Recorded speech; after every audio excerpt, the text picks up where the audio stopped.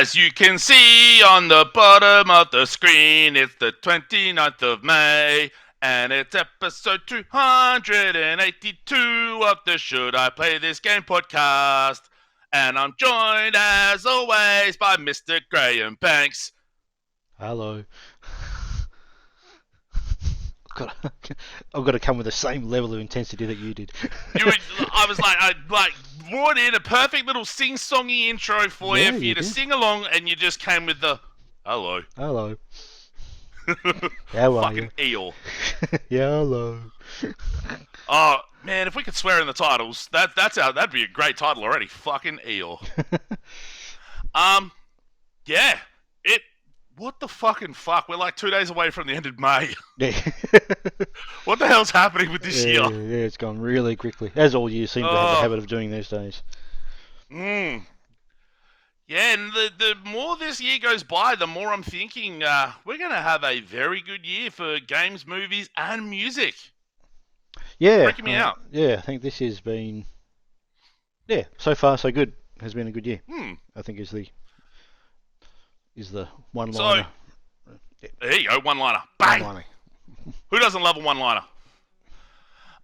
We are going to talk about the PlayStation Showcase a little bit later in the show. Mm-hmm.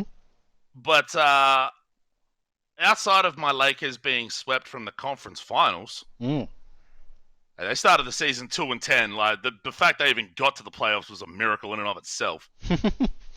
So I'll take that. Anything you want to talk about before we get to the games? No, not really. Nah, I'm good. Oh, let's go to the games then, eh? Wait. Games? Yeah, I'm just getting that. Still learning. There we go. Still learning this thing. Yep.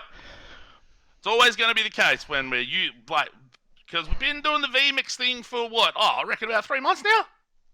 Yeah, give or take 2 to 3 months, something like that. Yeah. Yeah. I mean, our first proper episode was like the start of February.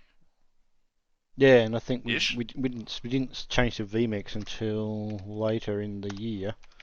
Till a bit Not much later. Not much later. Maybe Marchish. Let's have a quick look. I think we've got 9 podcasts up on yay old YouTubes. Let me just. Yes, first one was.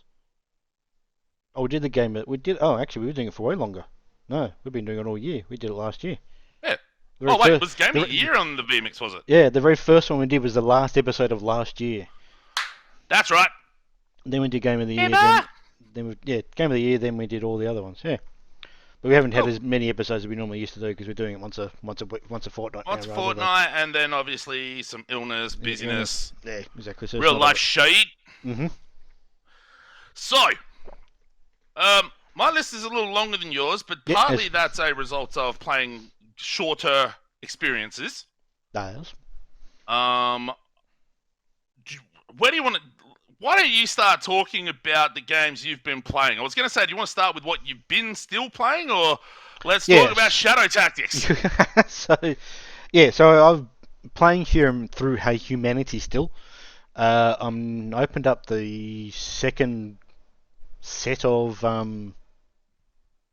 levels, I guess. And levels or stages? Where do you fall on that? I think they may actually use the word stage. I think in there. I think stages are the set of levels. I think so. Maybe because they have the creator thing as well. So yeah, I'm not too sure what term they use now. Comment below.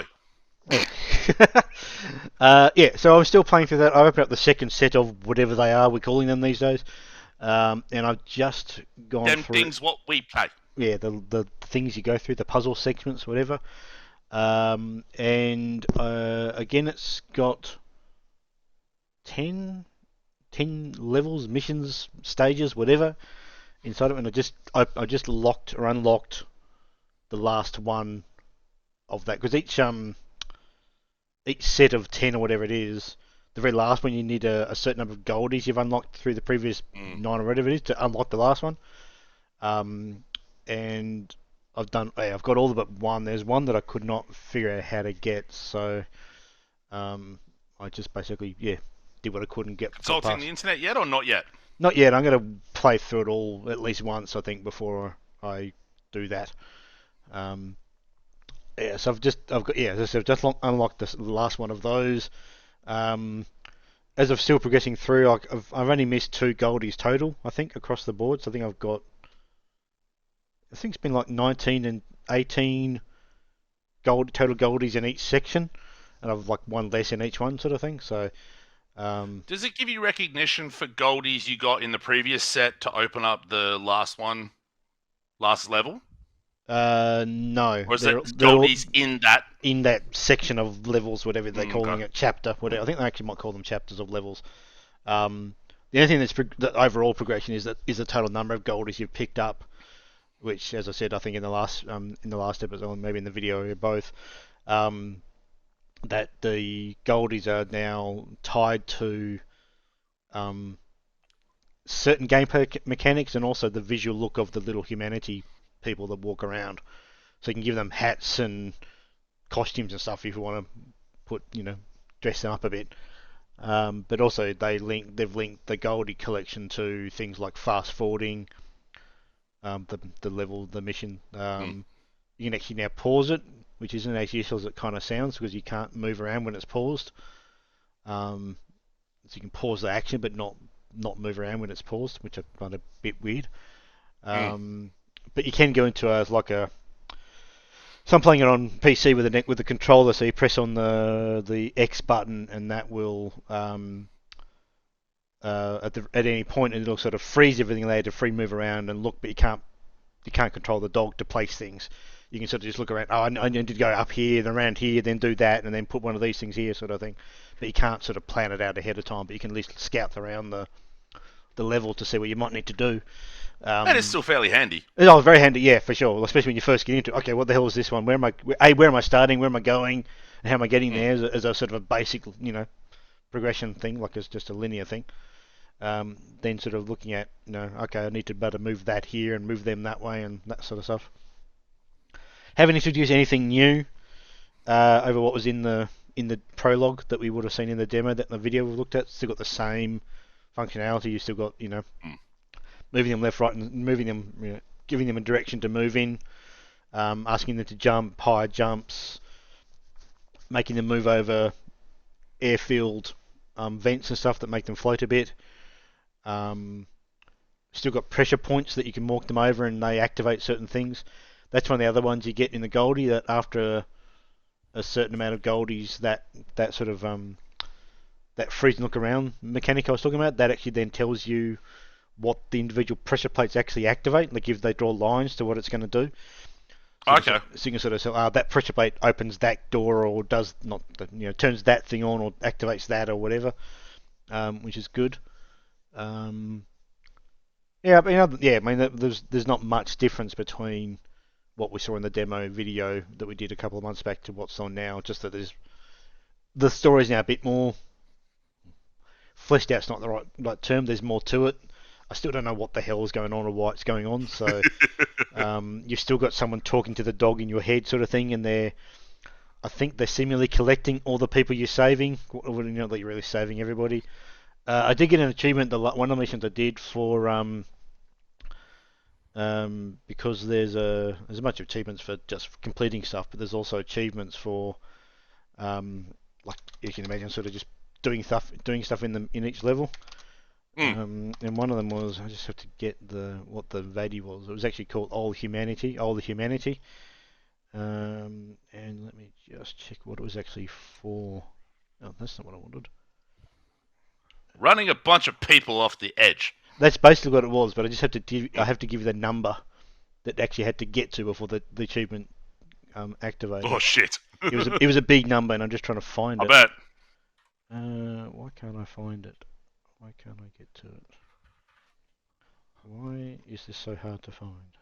Ah, there it is. That's what I'm after. Turns out there's also a Other Humanity achievement for Genshin Impact. Moving out.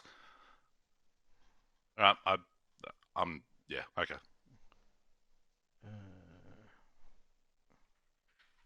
This thing is. Oh god, this thing is really bad. Oh, there it is. Oh yeah, cause 50,000 humans to perish. There it is. And I did that Man's in getting genocidal. and I did that in one very good level that took me a long time to figure out. And just as I was letting them basically just walk off an edge and fall onto the ground, and they all just died basically. So yeah, there's Is it that one. 50,000 in one level or 50,000 total for the game? It doesn't say here; it just says cause 50,000 Mm. humans to perish, and there would have been a large chunk of that 50,000 would have been through this particular one I was doing. Yep. Um, yeah, so they've actually got gold star awakening. Yeah, collect all the gold in sequence. Sequence. That's what they call them. They call each one a sequence. There you go.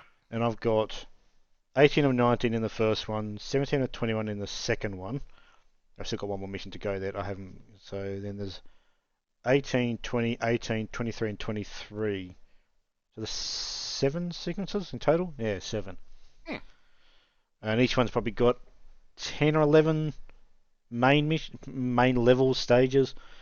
And each one of them has, or each one's actually had like a branching. Like you could have the straight line, then one would have one that goes up, and you do one that come back down again. So you can sort of do a 4A or 4B kind of a thing. So that they've all had like 10 or 12, 10 or 12 in each one. Yeah. Most will have 2 goldies, one will have 1 goldie, that sort of thing. So yeah, I'm really enjoying it. I mean, it's something I play for an hour or so until my head basically hurts, and then I I stop. was going to say, I don't think that would be a game I don't know if you could marathon. Because I got a feeling Not that at if all. you tried marathoning that thing, you'd be wanting to put your head through a fucking window. Exactly. Yeah. So I play it for like an hour and a half or so, and then go, right, I've had enough of this. I need to do something else with my brain, and then go play something else. So yeah, I'm enjoying that still. But in terms of new games, we'll come to Shadow Tactics last, but we'll come to look at Planet of Lana. Pretty sure we did a video of this, didn't we? Yeah, we did, didn't we? Did we? I don't remember doing one. Did we not do one? Maybe we didn't in the end. Because it was a demo. I doth not remember. Let me just check. Maybe we did. Maybe we didn't do one. I don't think we did, because I think it's a fairly standard, rote, whatever you want to use, platformer. You play as a character called Lana. No way. And basically, at the beginning of the game, the story is that you're basically getting invaded by these mechanical robot thingies, like all the world starter stuff. Is there combat in it? No, not so far, and Okay. I don't. I hope there isn't. The reason why I say that is Shit. the controls aren't particularly robust, not snappy. Is it more sort of like? Did you ever play Flashback or like the old Prince of Persia games where they were very momentum based in the Yeah, movement? there's a bit of that, but there's a little bit of lag maybe in the controls. Like you Okay. press a button to jump, and it might be like that momentum based stuff might be kicking in a little bit. So yeah, I think if it had combat, I think this controls would struggle with it. I think. But yeah, in terms of the game itself, it's a very pretty looking game. It's like a pastel watercolor style art to it all. You meet a character, a little tiny creature. It looks like it's kind of like a really weird looking cat or something. I don't know how you describe it. It's a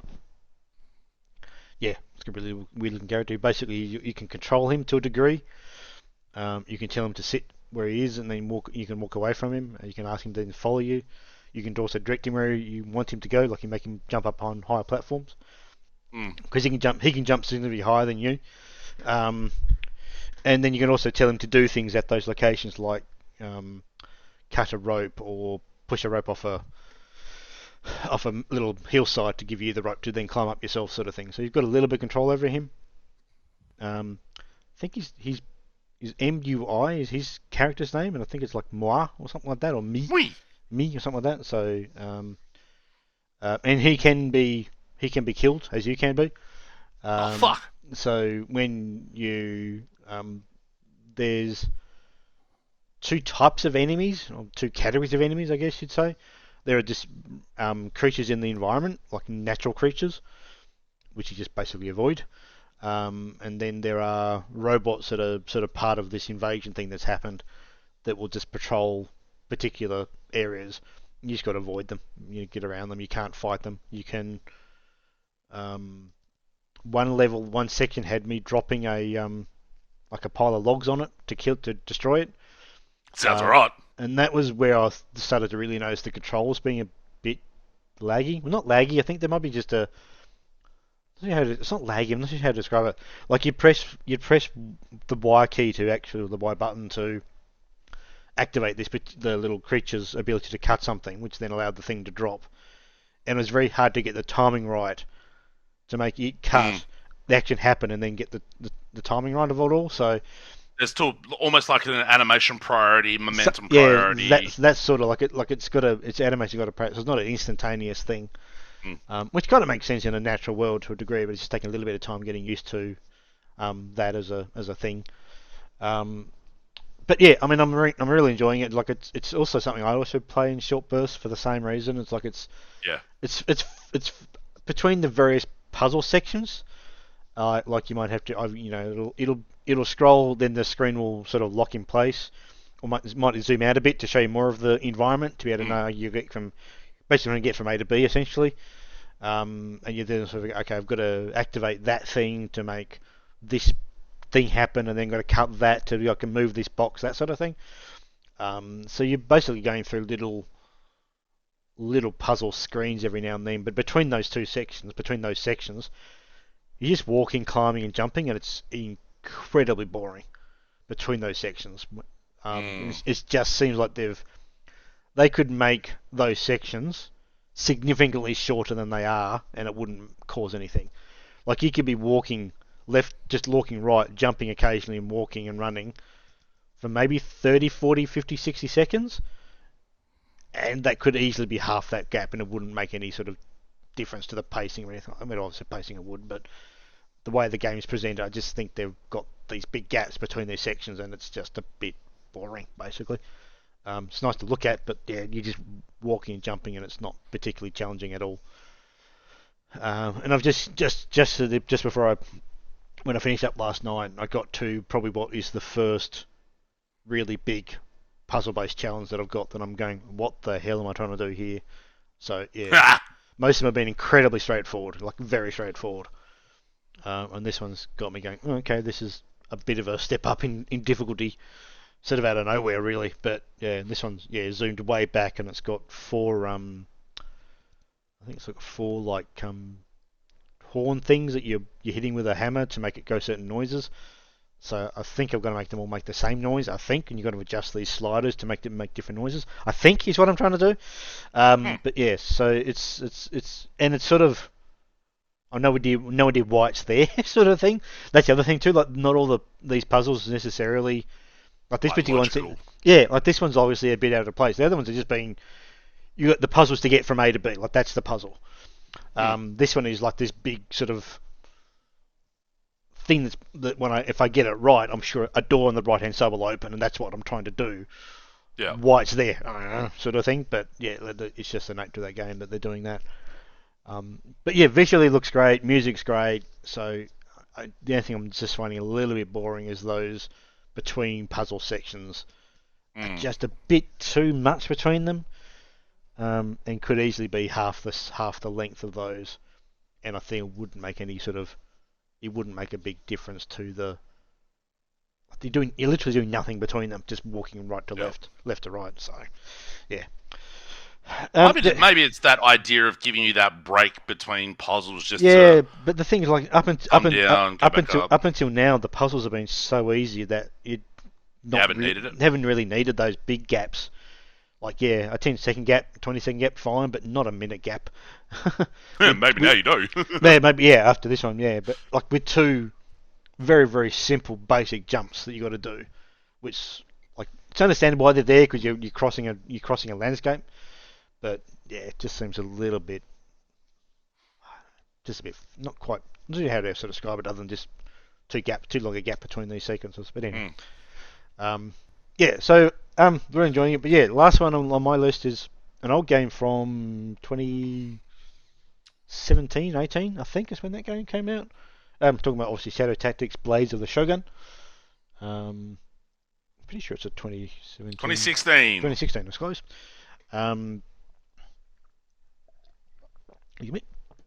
Yeah, I literally have one achievement in this game. so I played this on.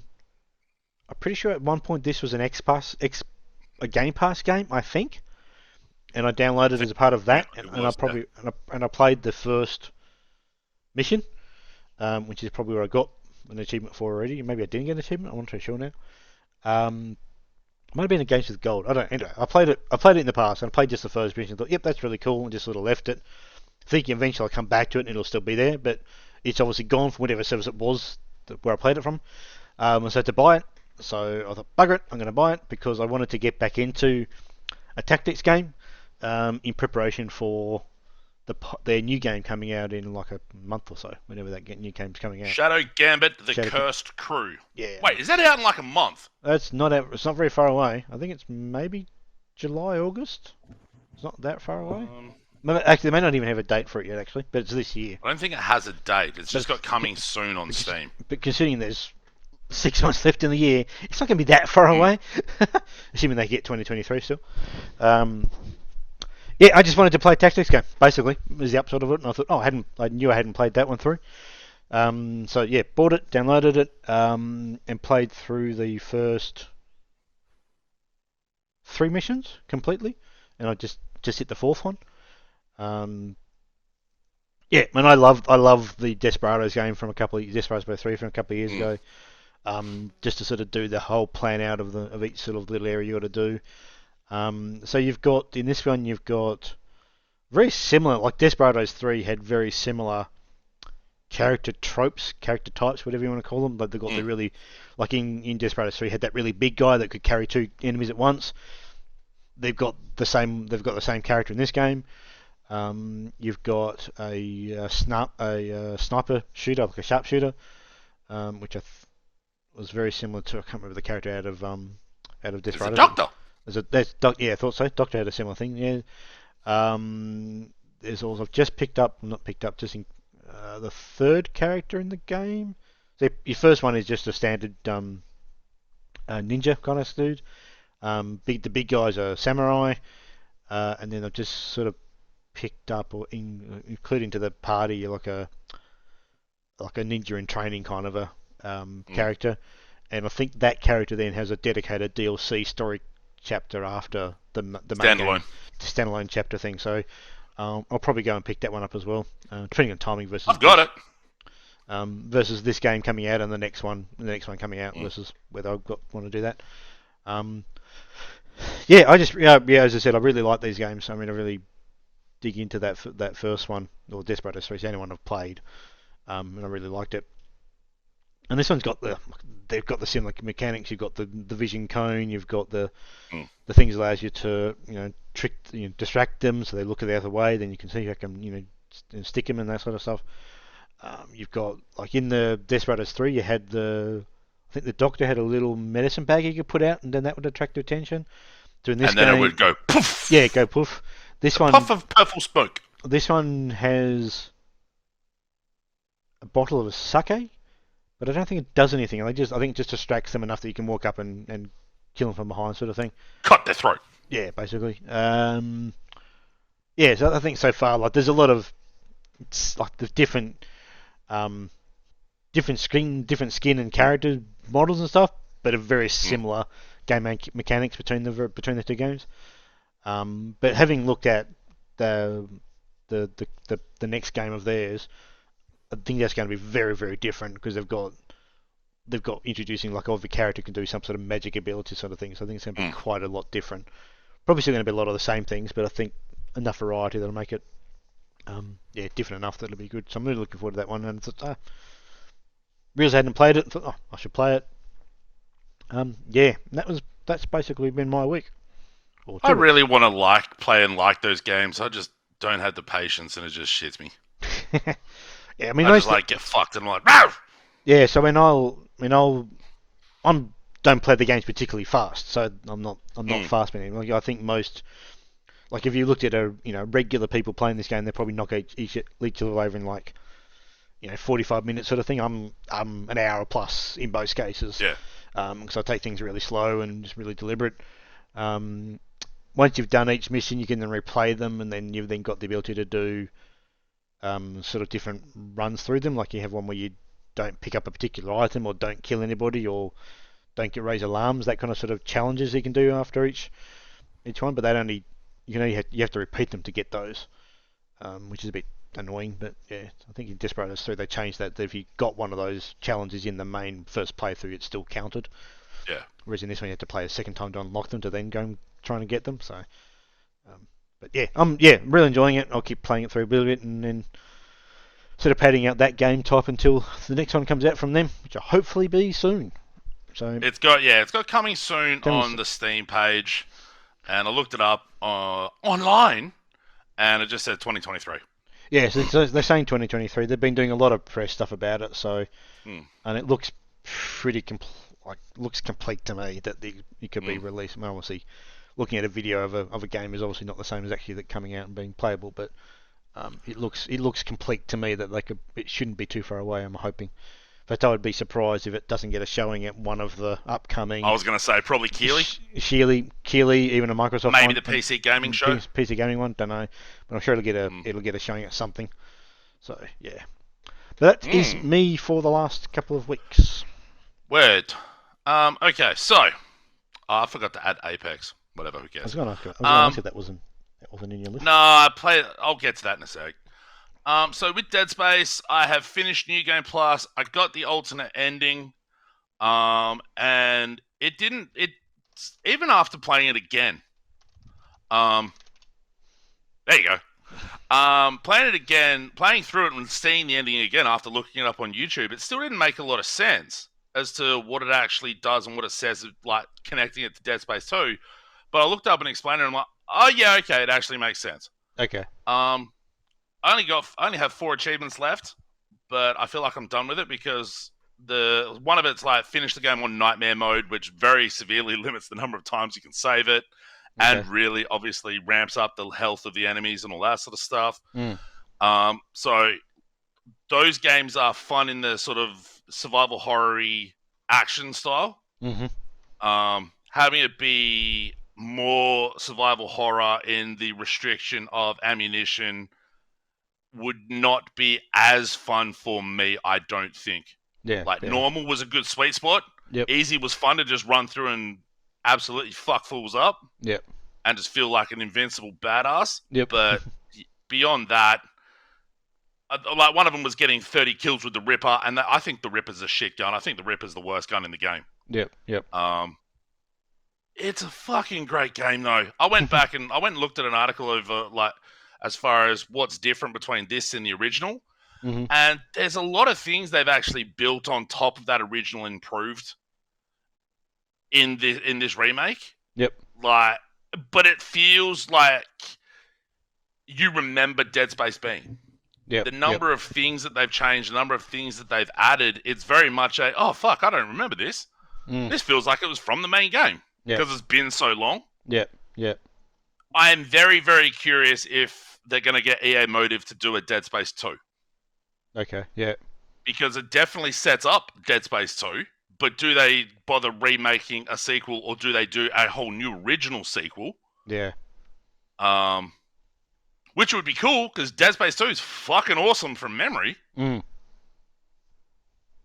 Whether or not they go back to remake a sequel in the style of a remake, Capcom's remade a bunch of their old games. Yeah, exactly. It's not as if it's unheard of. They don't have as much of a narrative connective tissue, to my knowledge, through them. But they've done it, and they've been very successful in doing it. So EA might be like, yeah, there's something to be said for these remakes. The only other game I've still got there, Apex. I'm starting to really get fed up with the greed of people you play with, and the fake tough guys who drop in the hottest spots on the map.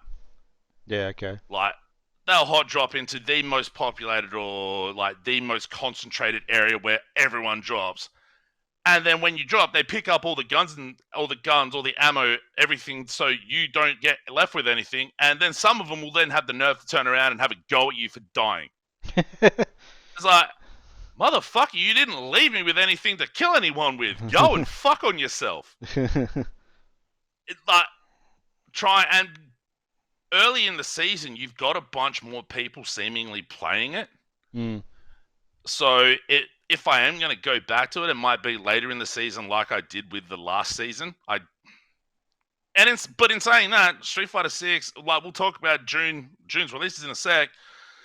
This coming week is a fucking absolute insane banger of a week. Yep. Where I may not play Apex for quite some time because Apex, for the most part, was my after work game. Yep. I've changed that to a different after work game, which is on my list, but I'll get to that in a memento. I don't know why I never had it on the list earlier, but Warhammer 40k Space Marine I've been playing through for kicking it old school. I finished it. I really think the tail end of that game is quite severely worse than the early half of it because you get swarmed with Chaos Space Marines. You get an armor upgrade, and they're like, yeah, you could barely be touched. And then these Chaos Space Marines absolutely shred you. So I was like, what the fuck was the point in this armor if I'm just going to get fucked up? So that whole playthrough is up on the YouTube. I was figuring out what I wanted to do for the next installment of Kicking It Old School. I took a break on Friday because my head was a bit weirdly foggy and I had a bit of a headache. So I'm going to do MK11 story mode. Okay, yep. Because I've already played through it once, but there's the Aftermath story, which I haven't seen yet. And with Mortal Kombat 1 coming out in September, it's a good idea to be up on all of that, which is basically what Kicking It Old School, outside of playing through Quake, Kicking It Old School has been, let's play these prior installments to get ready for the sequel. So it'll be MK11 for Kicking It Old School this coming Friday. And Street Fighter 6 had an open beta. I played some of it. I streamed some of it. It went particularly badly. To the point where I stopped the video and deleted the archive of the stream. I was getting super, super annoyed because I was playing against a Chun-Li who was like, being able to combo super arts and critical arts off moves I didn't think made sense to work. It was just frustrating the hell out of me. Some of the combos for Luke from 5 didn't necessarily work in 6. So I was trying to relearn some of that stuff, but the tutorial in that will be open in 6 so I can get some more combos down. In the ranked games, I was doing a lot better. But, yeah, there's some fucking savages already playing that game because they've had access to the closed beta and, like, you look up combo videos online and there's dudes who are just, like, there's videos of people being able to go, hey, look, here's a 30 or 40% combo. Fucking let's go. I was like, oh, no. Oh, fuck. But, like, once you're getting that ranked match, you're playing people around your level. Yeah, yep. So it's less of a, oh, man, I don't know what I'm doing here. Particularly once you get through the placement matches. Okay, yep. So it goes without saying, I'm very much looking forward to it. Even though, few games can piss me off like Street Fighter can. Particularly when I'm playing badly or it's just I'm not getting what I want out. Yep. Few games can do it to me. Like, if people seen the Combat Master video, I swear a lot in that because I just get killed out of nowhere. I'll be like, fuck. But, man, just, the level of pissed off I can get at Street Fighter is barely rivaled by some games. It's rivaled by one that's on this list. I'll get to it in a sec. Hrot, a Soviet bloc Quake-like, made by a team, I believe they're from Belarus. I did a checkout for this. That's up on the YouTube. It's been in early access for a while, and it came out a couple of weeks back. It's got very much a Quake-style aesthetic and Quake-style, like the combat feels very Quake, but there's also Duke Nukem interactive elements. Like there's a stack of Russian Matryoshka dolls that you can just press the use button on and sequentially unstacks them and restacks them. Okay, yep. And then you run around and I'm pretty sure it's a picture of Henry Kissinger. And when you stand in front of it, the prompt is just kiss. So you press the use button and you just hear, mwah! It's a very, very good one of those old school shooters. I am like a few other people. Don't really like the term boomer shooter. Like, like you understand what it means, but I don't really like it. But this is one of the better one of those that I've played because of that combination of there's some really great humor and really great achievements. The combat is really good and just really tight and very like it's not particularly groundbreaking in its combat, but it's still really, really fun and really tight. Just running around with a shotgun and just fuck dudes up. Yep. Like there's an achievement for turning on a washing machine and sitting on the washing machine for a couple of moments. And it's like I think the achievement's called Rodeo. I really think people should play that. It's very, very good. I do have Warhammer 40k Bolt Gun. I haven't started it yet. So another one of those old school style shooters. Desta, The Memories Between has sort of become my after work game, sort of inadvertently. It is a roguelike ex-commie game, but volleyball. Not volleyball, dodgeball. Okay. And there's a real sort of story in the background of this character coming back to their hometown to try and sell off their parents' house, reconnecting with people that they haven't seen for over a year who are absolutely pissed at this character because they're like, you haven't contacted me in over a year, fuck you. And then you're working on repairing those connections and those friendships and stuff like that through them being on your little dodgeball team while you throw dodgeballs at people. I don't know.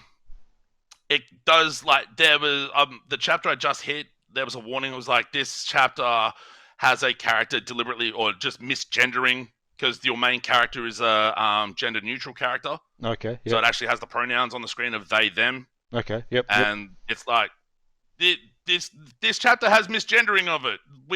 You can have an alternative that doesn't have that if this is a particular problem for you, but it doesn't affect the gameplay. Which I think that's important. That representation is very much important. I don't give a fuck what people say about, woke, nah, fuck off. No, I agree completely. Just saying this game's backed by the people who made Monument Valley. That's right, yes. So, and it does have I really like the art style to it. The music is really quite chill. It is just a very good sort of small piecemeal, small scale tactics game. So I'm just looking at the video. What exactly are you doing in the... I'll use combat as a term very, very, very, very loosely. Yeah, very loosely. So what exactly... You're moving away. What exactly are you trying to do in each of these sort of volleyball sections? You're picking up dodgeballs and chucking it at the other people on the other team. Okay, or the enemies. And you're trying to take them out basically by hitting them with a dodgeball, essentially. Okay. And like you can set up angles so it hits one person, then hits another. Okay, yep. One of the abilities I got on the current run I'm on basically turns the dodgeball into something of a semi-explosive and like does damage in a 3x3 area. Oh, okay, yep. So that's really useful. Like some of the abilities, so a dude called James, who you pick up as the third character you pick up, he has an ability where, like, using 2 action points, he can basically teleport anywhere on the map. Okay, yep. So it just has abilities like that, but it also has items that you get through different memories, but you lose the memories every time you, like, wipe and fail, quote-unquote, fail a combat encounter. So basically, the combat encounters are taking place in Desta's dreams. Okay. Yeah, okay. And then when you fail the dreams, she wakes up. Okay. And then the game just... But you don't have to repeat it or anything like that. You just... Well, you can choose to repeat. And it'll give you... Like, you might get different abilities, different items as you repeat, or you can just skip to the chapter you were currently on. Okay. So if you want to go the route of getting different abilities and all that sort of stuff, you absolutely can. Or you can just skip through to the next chapter, because there's achievements for recruiting the different characters, winning dreams with different combinations of characters, and to max level the characters. Yeah. Some of them seem to be leveling way faster than others, but that might be a function of where you pick them up in the story. Yeah, okay, yep. But yeah, it's really good for that sort of 30, 40 minute, like I'll maybe play through a chapter or like get busted in a dream and then just go, okay, time to make dinner. Yep. And it's a really good way of not getting quite so pissed off at people, like people playing Apex like fuckheads. I said few games can piss me off like Street Fighter. Ellipse sure fucking did. Okay. It's very pretty. It's got a very sort of Ori and Hollow Knight look to it, like a combo mix of Ori and Hollow Knight. Mm-hmm. It's not a Metroidvania like either of those games. It's much more linear than those. Mm-hmm. And you're not waiting. Like, you do get abilities as you go through, but they're not abilities to go back to the map and access old areas. Okay. Yep. It is fucking cheap difficulty-wise in a lot of ways, though, because I finished the game in just under 6 hours and died 862 times. Okay. It's one of those games. Yep.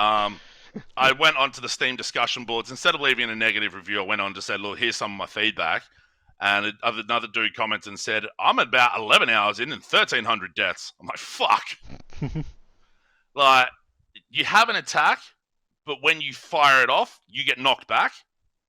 Okay, yeah. So you can knock yourself back into environmental traps and other enemies, and it's a one-hit death. Oh, God, okay, yeah. Okay. So it's that idea of, like, the sort of impressive, like, speedrun game, and when it all connects and it all works and you can put it all together, it's really quite fun, but fuck me, you get ground to a halt sometimes. Yeah, okay, yep. There's a lot of blind jumps and progression because there's stuff off screen that'll come as you're moving forward. It'll come on screen and bang, kill you. Oh, God, okay, yeah. Like, the number of times that happened was, oh, God. And there's just a lot of instances where I feel like I got backed into situations I couldn't get out of without fucking dying. Okay, yep. Like certain boss encounters that happened in, traversal elements that happened in. There's just... I really wanted to like this game because I really do like Ori, Hollow Knight, and this does sort of, not necessarily the Metroidvania style part of it, but this does fall into that from that look perspective, and it's just that tight, difficult platformer, which can be really, really good. Yep. But fucking hell, there was some rough shit. And also trying to play it with a D-pad when there's like a dash like in Ori, that's fucked. But also the controller I've got, it's really easy to accidentally, like, push left and just slightly accidentally change your thumb pressure and have it go up left. Yeah, okay. For example. Yep. Which this 8-bit Doe Ultimate controller I've got's fucking great, except for that D-pad issue. But trying to find a perfect controller that's not going to fall apart in 2 months like the fucking Elite did. Yeah, good, but this I don't even. Someone calling it good, I think, is maybe. Yeah, I don't know. Sunshine Shuffle is. Do you remember the poker night at the Inventory games that Telltale did? Vaguely, yep. Where, like, you're playing poker against a bunch of characters from other Telltale games, and they just talk shit, and they would, like, have their own little conversations and stuff like that. Sunshine Shuffle is kind of that, but you're on a boat, you're an investigator that was basically hired by the fishy mob to talk to animals that are on this boat to try and figure out, A, how did they commit this crime, and B, what you're going to go back and tell the fishy mob. Now, the story seems to play out fairly linear. There doesn't seem to be too many opportunities for variance in the story. Yep. I read some reviews that were like the writing was really disappointing, this, that, and the other. I thought I liked the story that was told. Mm-hmm. Like, it took me about 2-3 hours to get through the actual story part. Yep. And it's just this, like, you're doing a little bit of prodding and poking to find out how did they all come together, how did they rob the fishy mob while you're playing poker, and there's just some dope ska playing in the background. And it's like, poker's fun, but mixing poker and ska, that's a pretty good time. Like, it's very Animal Crossing in its look, particularly with the animals, and the animals just, like, there's no voice acting, it's just yep. to replicate the talking, and the text comes on the screen. Yeah, okay. Yep. There is swearing, but it's comic booked with the different characters. Okay, yeah. And then because one of the characters is like a quote unquote kid, they're like, "Are we just cool with swearing in front of this kid? What?" I've got 3 achievements left. One's a locked one.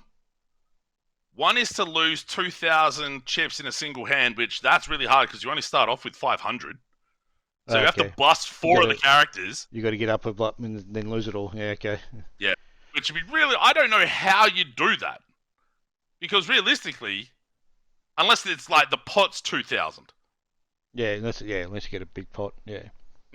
And there's an achievement to buy every original item. There's a bunch of cosmetic items that you get these sort of experience points for, particularly winning hands, and just missing out on some when it's like just 2 people playing and stuff like that.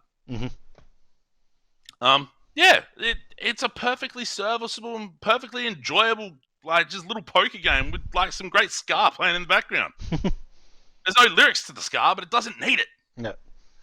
And the last game I've got on here is Proto Droid Delta, which came out very recently. It's basically 3D Mega Man. And they absolutely admit as much. Okay. It's like this Mega Man X inspired. I was like, when you play it, yeah, no fucking shit. For the music is fairly repetitive, and like the graphically, it's relatively simple to look at. I mean, it's very vibrant, very colorful, very fun. It's super fun and super challenging, like in a way that doesn't fuck you over like Ellipse does. It feels still very negotiable, despite the challenge that's there. I'm really enjoying it so far. I put about an hour and a half in. And there's a bunch of like challenge rooms, for lack of a better term. There's collectible currency that you can use to unlock other suits. For Delta, you get another character who comes down and she talks to you, and her name is Anna something something something, but she shortens it to Android. So that's pretty cool. I think this is a really, really fun, just little's not the right term. I don't know how long it is, but I'm really digging it. And lastly, it's not on here, but I've seen Fast X. Hashtag family. I love how little fucks they give when it comes to retconning the story and the lore to make their characters fit the dumb bullshit they want. Like going back to Fast 5 just to bring Jason Momoa's character in.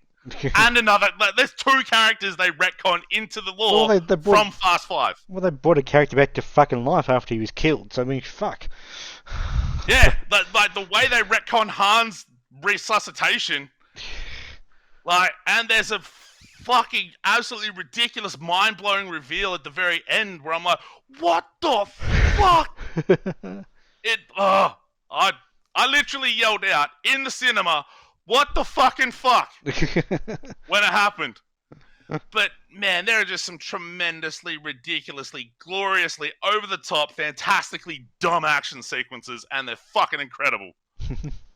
But there's a bit of like, there's some relatively convoluted writing in places. There's spots where like Dom in particular is like, the theme of the movie is you gotta have faith.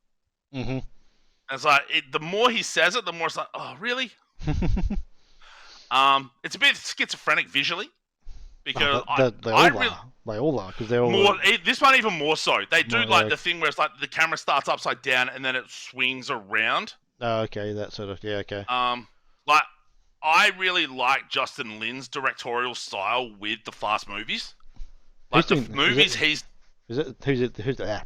this time? Is it him or somebody else? No, it is. Who is it? Yeah. Louis something. Louis Leterrier. Never heard of him. Okay, fair enough. He is going to be doing 11, which doesn't come out till fucking 2025. So he directed Now You See Me, Transporter 2. Oh, the Jet Li movie, Unleashed. Grimsby. Okay, fair enough. There's like 5 plot threads still hanging by the time that movie finishes, because it's the big ending trilogy. And I'm like, man, I gotta wait 2 years to see what happens? What the fuck?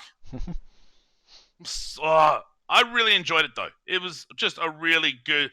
I don't think it's as good as Fast 9. But Jason Momoa is fucking amazing in it. No, he's a good actor. He's a really good actor. Yeah. Like, he's such an absolute... He's also a fucking enormous guy. Like, he's a big dude. He's fucking huge. Yeah. He looks hell of like Roman Reigns, too. Yeah. Yeah, there's just a bunch of reveals in this thing where it's like, oh shit, oh shit, and it's just a constant escalation, even more so than fucking fast movies in the past. I don't think it's as good as like 5, 6, like the 5 to 9. Though that series, that run was fucking amazing. 10 doesn't live up to that, but it's still really enjoyable. And then Across the Spider-Verse is out this coming week as well. Oh, okay. Which I might be going to see. Which, man, I'm looking forward to that too. But yeah. You got some must listens as well? I'll do the must listens in the beginning of the end. That's where we put those. Do it here. We've got a big. Okay, I'll do it here. We've got a big ending, so we'll do it all in here. We do have a big ending. 2 actual albums, 2 EPs. The EPs are by Decaya.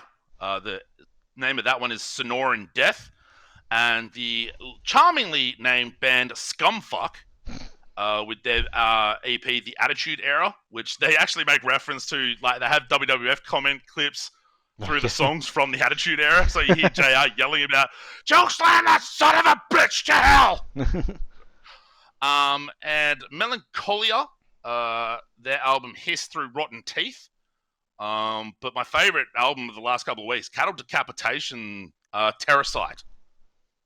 That's probably one of my favorite albums so far this year. It's fucking incredible. I really dig it. It's probably the Cattle Decapitation album I've liked the most. But anyway. So, just a whole lot of... yeah. So, a lot of stuff to cover in the beginning of the end. Warp speed, Mr. Banks? I'll press the play button.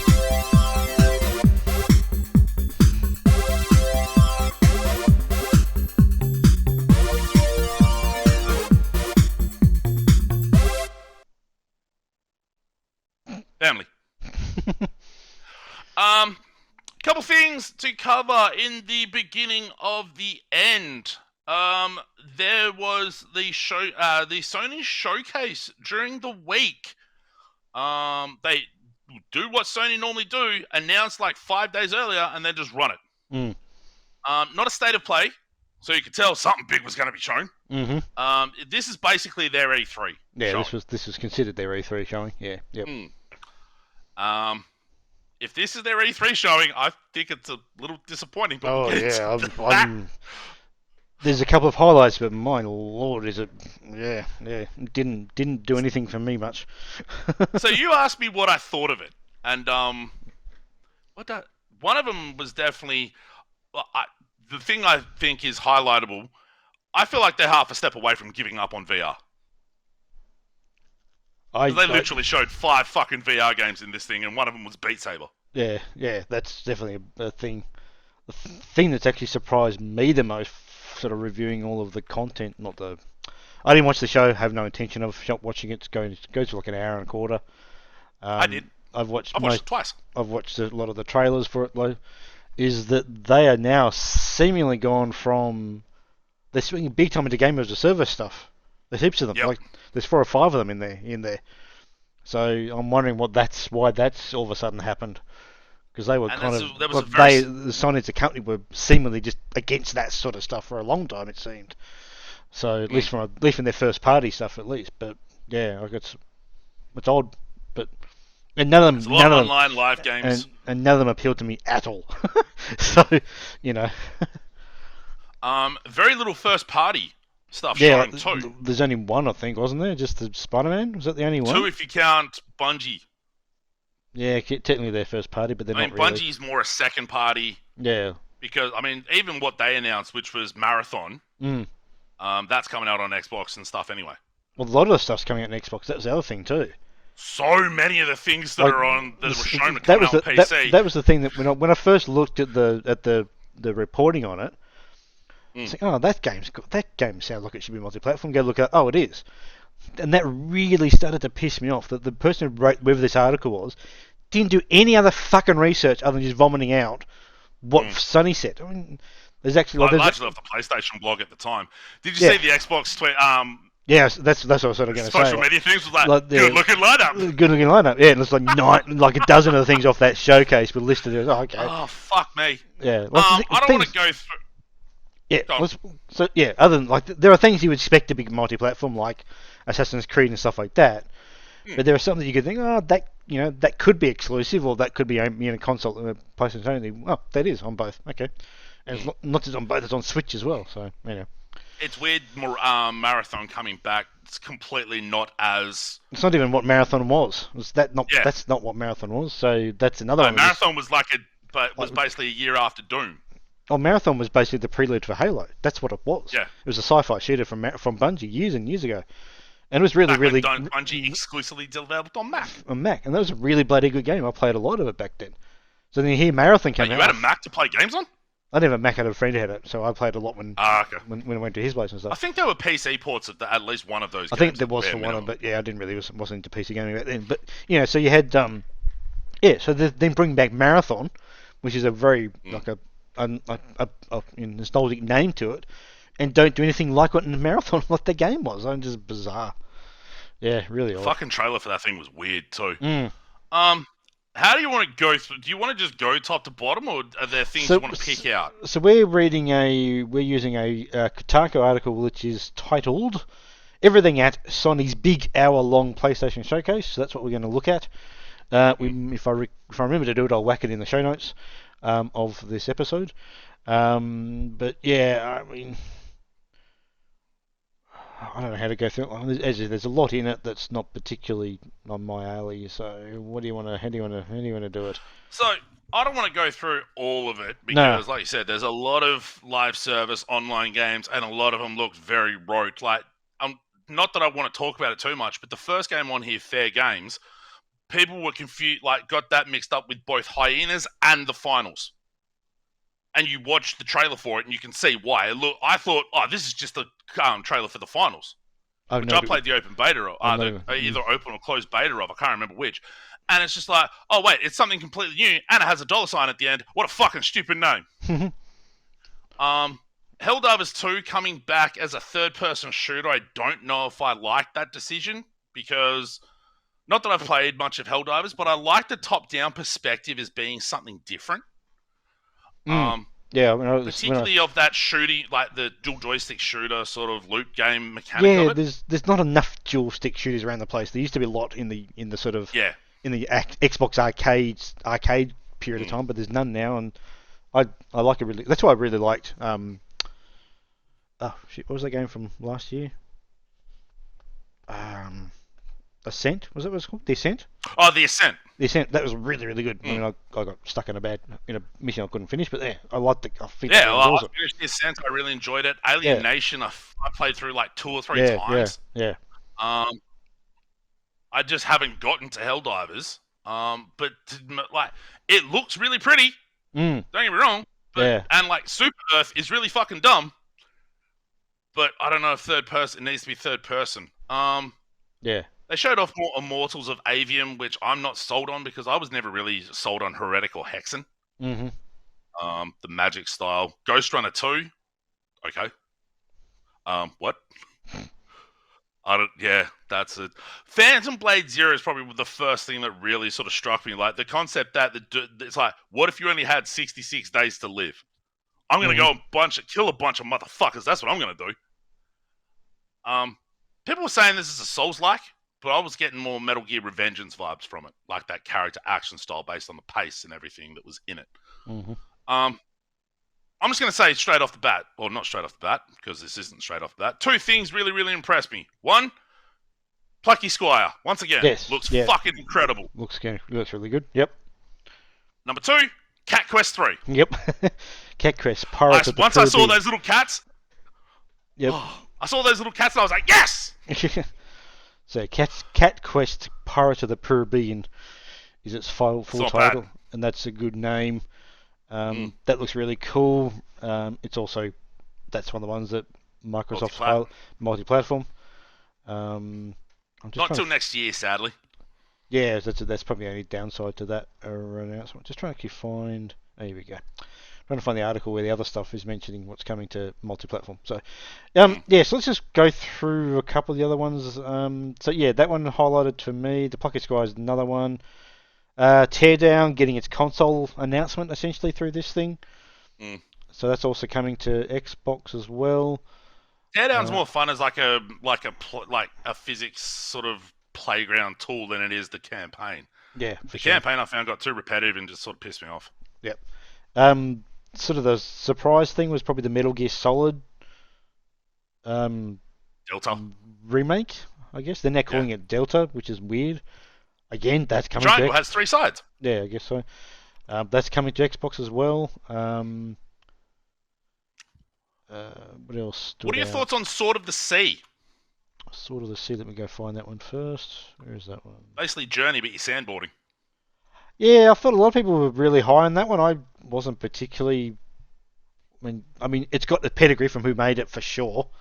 So just that Absolute, on Pathless, and Journey. Yeah, like you've named 3 hell of a good games there. So just for that alone is enough to make a lot of people interested. And I will definitely look at it. But as long as you can do tricks on that, like sword board.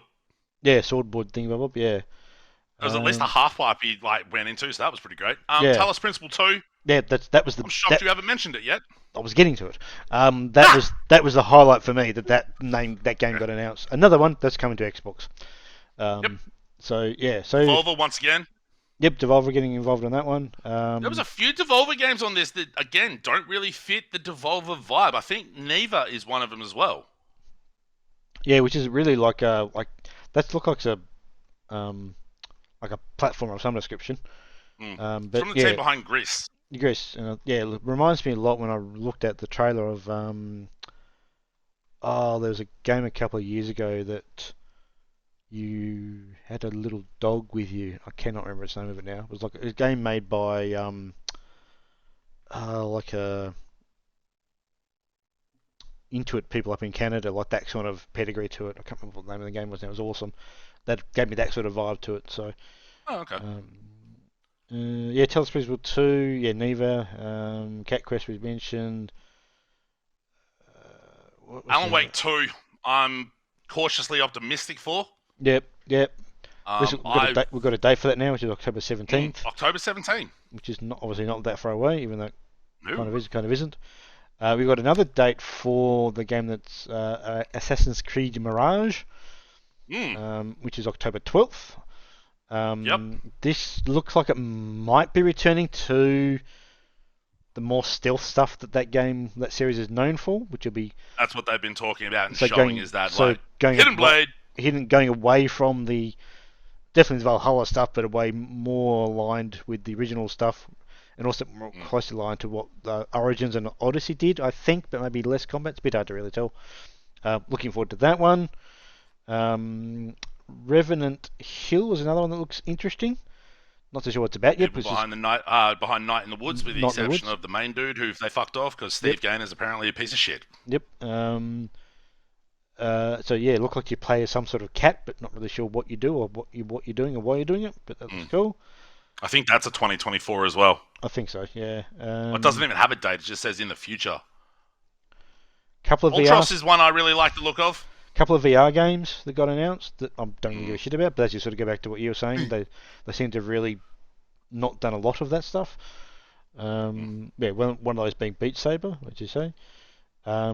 Cade 6 is coming back for Destiny 2, after being essentially killed off. I don't know how that's. We should really get Mike's opinion on that. Yeah. They finished with. Hey Mike, what do you reckon? They finished off with Spider-Man 2, like a 15-minute thing of, which I just think is pointless. Like, you know what that game's going to be? It's going to be Spider-Man. I don't really know why you needed such a long thing. Now, what do you bloody think of Project Q? What a fucking waste. What the hell is this? So what we're talking about here is a Project Q is a handheld gaming device that only allows you to stream the games from your PlayStation 5 Wi-Fi only. So it's not internet based. It doesn't need to do cloud stuff. It's got to be the most niche hardware thing I've ever seen. Like, where are you going to play that? On your fucking toilet or something? I don't know. You play it on the couch when you have a family that's also using the TV. I guess, but that just seems like such a niche product to get into. Like, if they could turn Sony on saw the Steam Deck and Game Pass doing really, really well on phones and streaming, and they were like, we need to get in on this. But that's not that. If that's what they saw, that's not that. So then they can't be that, because that doesn't make sense to what they've made. So people have said that, but said that doesn't make sense to what they've made. Don't try and find sense in how it's made. It's fucking ridiculous. It shouldn't be. Number one, if it's any more than like 100, 150 Australian, fuck that shit. No, it'll be more than that. But also, for the seeming quality of the screen and all that sort of shit, to just like you can get mobile phone controller grips. Like Backbone literally just put one out for PlayStation. Yeah. For like $50. Yeah, exactly. Yeah, it's just a bizarre thing to make. I like the cool slidey case on the earphone thing. Yeah, the headphones are nice, but again, what? I'm not having. Yeah. Why would I buy those ones? So yeah, that was probably the weirdest thing they announced with this thing. And as I said, I've not watched the whole thing, so I don't know how it's presented, but it's just kind of weird. It was presented by Jim Ryan showing up for a second time and going, "We've got some really other exciting news and stuff for you. First up is Project Q." And then it's like, really, dog? This is what you're showing? Yeah. And then Spider-Man 2 was like, hey, Venom, symbiote Spider-Man. I was like, oh, man. And then the symbiote Spider-Man sounded like a fuckwit. But it's Spider-Man. Yeah, as I said, like Spider-Man's a known quantity. You don't need to have a 15-minute gameplay thing to know what Spider-Man's going to be about. I just think that. Of course you don't. I think that's excessive. They didn't show anything else, though. No, that's the point. That's what I'm sort of getting at. Like, they showed fuck all gameplay-wise across the board. Like, they showed off a thing called Concord and said nothing about it other than a super dope logo treatment. Yeah, and like even the marathon thing was bizarre in itself. Yeah. Like what that was showing, like it had things of little like worm things, and this thing was running across it, and sort of weird effects, and then the enemy sort of obviously gets shot and sort of melts into a puddle. It's just really friggin' weird. I'll be honest, I thought that was like a Destiny thing before they flashed Marathon. That's exactly what you think. Yeah, yeah, it is. Yeah, bizarre. I mean, I when I looked through the list, the thing that really got me happy and excited was Talos Principle 2. That looks really, really cool. And hopefully, I think that's a this year game. I think if I recall from there. Yes, it is a this year game. I'm looking forward to Assassin's Creed, but then I don't need a PlayStation showcase to tell me that. That could have been on anything really. I'm not sure how you pronounce it. Towers of Gaspa, I think it's how you pronounce it. Looks interesting. It's like an open world sort of survival game. Like, could be interesting. Well, the visual looks pretty impressive. But again, not too sure. I saw that, and once I saw the buildings and that start happening, I'm like, sort of rolled my eyes a little bit, going, "Fuck, really? Another one of these?" Yeah, I mean, it's another one of those. I mean, it looks visually nice, but looks like you can ride little animals. There were like fucking 4 free-to-play anime fucking action RPG shits that was showing. Yeah, I mean, it just seems like. And there was a Splatoon ripoff. Yeah, is that the Foam Stars one? Yeah, that's the Foam Stars one. Foam Stars. Yeah. Like literally, just like you think, that's interesting. Then they've sort of pull back on the screen, and they've just got foam on the ground that's the same as the Splatoon. Different colours. Oh my freaking Jesus! You can't play Splatoon on anything other than the Switch, so we need that, don't we? Yeah. Swing and a miss from Square. I think this was when I looked for it. I thought, oh, okay, yeah. Don't care. Oh, Talos Principle, fantastic. Don't care. It was just, what the fuck's Project Q? Next. It fell so flat for me. It was just, if that was their, equivalent of an E3 thing, I'd give it a. They shit the bed pretty hard. I would give it like a 4 out of 10 or something like that sort of thing. Didn't watch the presentation or know how it presented, but the fact that Jim Ryan opened it, that's enough for me. He's an arsehole. I seriously don't like that guy. He literally said I think 5 sentences across the whole video. Either way, he's a whinging fuckwit, that guy.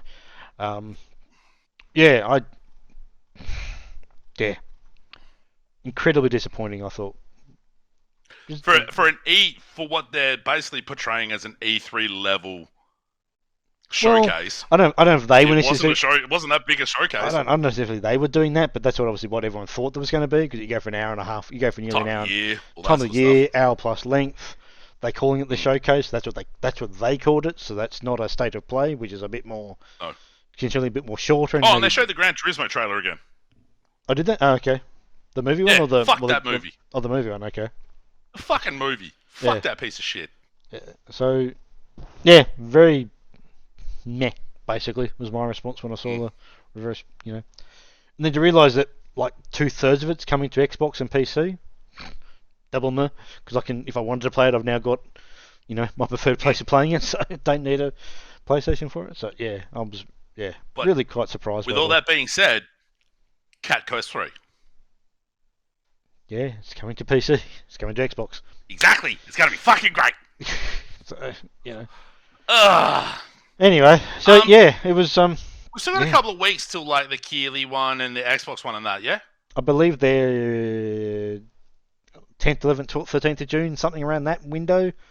I think so. It's a couple of weeks away. Probably do a bit of a if we wanted to. I'm not going to. Not do a preview on. I haven't got the energy to a preview one of this one when it's not. Okay. When it's not spread out, but definitely review one for sure.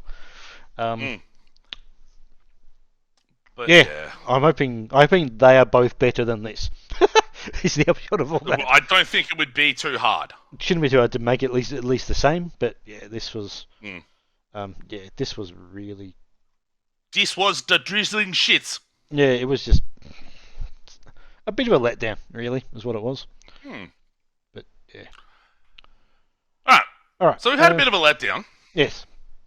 Why don't we look at the rest of June? Yes, let's do that. Or why don't we look at June's releases? Yes. Not quite June, but in about a day's time, System Shock. Not June, but it's the 30th of May. I'll believe it when I see it. Because it's been scheduled for the end of the month for the last 2 months. Yep. The first big game though of June is Street Fighter 6. Yep. Fucking let's go. Welcome. I don't want to say welcome to my game of the year yet, but man. And Diablo, early access for Diablo on pre-order, I think, is either the day before Street Fighter or like that day. Yeah, you get 3 or 4 days earlier, so that would make it. Because Diablo 4 is on the 6th of June. I'm really looking forward to that. I'll dive right into that when it comes out. So the 6th of June. I saw a story while I was eating breakfast before, like today, and Blizzard are going to put the names of the first 1,000 people who hit level 100 in hardcore on a statue. On a statue, yeah, I read that. Yeah, saw the headline anyway. Yeah, it's a really neat thing to do. Yep. Park Beyond on the 16th, which is a theme park sort of management game. That should be somewhat up your alley a little bit. Yeah, maybe. You like transport management and city management? How about theme park management? Yeah, they can be hit and miss. Some are really good, some of them aren't. Yeah. The original theme park was fucking great. Anyway. What else? Aliens Dark Descent on the 20th. Yep, we were looking at that earlier. Oh, same day as Park Beyond is F1 23. Which is your F1 racing games. That's a good one potentially good one of those. Yeah, Aliens Dark Descent. We were looking at this earlier too because we were trying to figure out exactly what this game was because I thought it was an XCOM style game. It's listed here as being just an action game, which is probably a bit more generic, and that's probably close enough. There's RTS tags on the Steam page, so we're not really sure what that game's going to be. I'm looking forward to it because it looks like it's not first person or third person, which is what I was. There's enough of those around there, but this it might be. It could be a twin stick shooter for all you fucking know. We just don't know. It's open. It's not quite clear exactly what it is. Either way, I'm looking forward to it to see what it is, and hopefully, if it lands well, I'll probably look at picking that up because that looked. Yeah, when I saw the early parts of that, must have been the Keeleys last year, maybe the Game Awards last year when it first was shown. It was either one of those. Either one of those. It looked. It piqued my interest when it first arrived on the scene. So. What else is on? Oh, you're probably interested in. I just saw it a second ago. Where'd it go? AEW. Fight Forever. So finally has a release date. So that's the Ukes that have been doing all the WWE stuff for several years under EA, wasn't it? Isn't that group? Yep. Not THQ then 2K. Okay. Yep. I think. Then So then 2K fucked them off and got their own got their own, in-house team. got their own thing, and then the Nukes have gone, but done a licensed AEW game. So it'd be So interesting to this see is what. meant to be more in the style of the older N64 wrestling games. Okay, yep. So it'd be interesting to see how they can Um, produce a game without the the interference of a WWE corporation on top of them telling them how to. mm. Because I think I've heard a lot of things when those games come out that Ukes did not like working under that arrangement because of how No, the WWE was very hands-on and hands-on very and insistent on having things done a certain way, yeah, and straight up did not give a fuck how those games came out, as evidenced by I think 21 that was busted. Yeah, had no sort of it did not care how they came out. Yeah, you're exactly right. But like, with AEW Fight Forever, Kenny Omega is I think one of the creative directors on it. Yeah, okay, yeah. Because that dude likes games. Yep. This thing has been a bit of a nightmare. Like the release date has been all over the joint with like prediction, but also the roster's a bit of a nightmare because of the CM Punk situation. With like, is he going to be in the game? Is he not? Is he still at AEW? Is he not? Who the fuck knows? Okay. Sonic Origins Plus is just before that. I didn't realize this. It not only includes a bunch of new playable characters, but it has emulations of all 12 Sonic Game Gear games. Oh, really? Okay. Which is weird. Yep. And Knuckles becomes playable. Oh. Okay. And then at the end of the month, Ghost Trick Phantom Detective, which is a remake or re-release, remaster of Ghost Trick, a game that came out a few years back. 2010 or 2011. It's weird to have it. Oh, they're just putting out on new platforms. Looks of it. Yeah, okay. Basically, you're a ghost in an adventure game, and you can inhabit certain items and go woo, and the dude goes oh, and picks the item up. I guess. Oh. And then there's footy and cricket. Both AFL 23, both by Big Ant Studios. They have a fucking stellar track record. They do. Fuck me. AFL 23 apparently came out busted as fuck. They did the Don Bradman, the Ashes games that came out really broken. Yeah. The problem is they're a big-ish studio, but the games don't make enough to make them big enough to really get the good funding behind it. So, they sort of stick. You're not going to sell AFL 23 overseas. No, you're not. No, exactly right. And that's probably the one game I'm actually surprised they do actually make. The cricket one I can understand because it's a worldwide game, but AFL, it's really odd. But I would love to watch Americans play AFL 23 and just try and get their heads around it. There is definitely some highlights. April's pretty good. June's looking pretty good. There's some highlights there. June, yes. Why the fuck did I say April? I didn't even say it. Okay, yeah. Yeah, I said April's looking pretty good. Yeah. Wait, there's 2 cycling games coming out on the 8th. What the fuck? Yeah, it's really odd. Pro Cycling Manager and Tour de France from the same company. Like that's even weirder again. That's fucking weird. Literally the same developer and the same publisher too. What the? Same everything is. Oh, dear God. I will. One probably links to the other in some weird way. Yeah. Bleak Sword DX is a expanded version of Bleak Sword that came out originally on Apple Arcade. Fair enough. And it was a cool little sort of Souls-based like. Yeah, I dug the very small amounts of that I played, so I might play a bit of that. Mm-hmm. But yeah, that is. That's June. I reckon that's an episode. I think so. I agree. So we did a video of a couple of videos just last week. We put out Randeville, which was a game that fucking mess that was. That was weird. We didn't really expect. Had no idea what that game was until we played it up. Lasara Summit Kingdom, which is a city builder on a mountain, I really like to look at that and play that one. And we did a third one, didn't we? No, that was it. Yeah, we did 3. What's the third one then? Before we leave. Oh, before we leave. Yeah, that's the other sort of city builder one we did. So they're all out on the YouTube. And I did Harrot. You did Harrot, okay. I've got a game I'm going to download. It's just come out a couple of days ago, called Snakes Above, which is another sort of. I played the demo for that. It's like a top-down isometric open world survival game kind of thing, which looks interesting. it's an interesting vibe and an interesting idea. You sort of expand the landmass as you progress. As you find stuff, so you sort of plonk land masses down to sort of do stuff. So kind of procedurally generated to a point. Yeah, so I'll have a play with that. We'll do a video of that one. Now, depending on, so I'm going to get you when we do that. We'll do a proper checkout video of Street Fighter because that will be out by then. So we'll do we'll try and do an actual checkout video and you can show me that game because I'm actually curious what that game's got in it, other than just obviously it's got fighting stuff in it. What's the story mode if it does have one? Because the 5 had one. Well, it's got the World Tour mode. The 5 had a story mode after the fact, didn't it?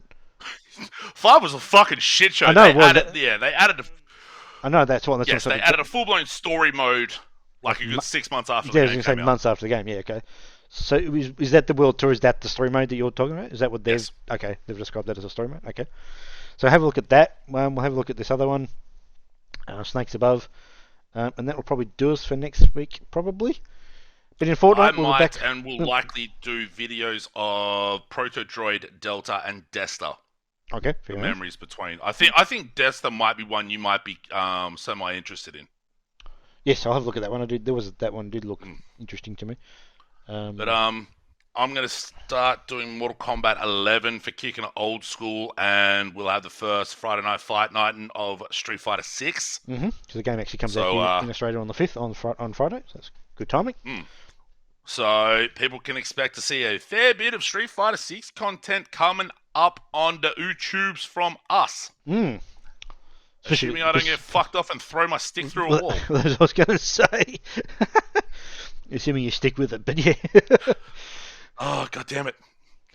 But yes, we'll be back in a fortnight for a regular podcast. Back next weekend for some videos, and thanks for watching, listening, and goodbye, I guess. Yeah, for the 29th of May, for Grand Banks. And for C. Francis. Hey, this has been the episode 282 of the Should I Play This Game podcast. We'll see you all next time with a bunch of stuff coming down the pipes. Peace out, y'all. And hit that music. Wrong music. Wrong music. Yes, that's the end of episode music. There we go. Get there in the end.